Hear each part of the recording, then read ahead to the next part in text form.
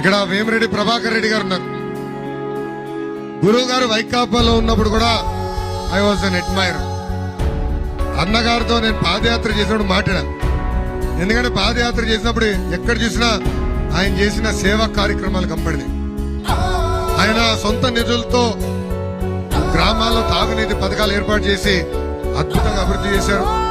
ఆయన కూడా ఏకంగా ఆయన రాజ్యసభ నిధులు తీసుకొచ్చి ఆనాడు గ్రామీణ ప్రాంతాలు పట్టణంలో కూడా అనేక కార్యక్రమాలు చేశారు.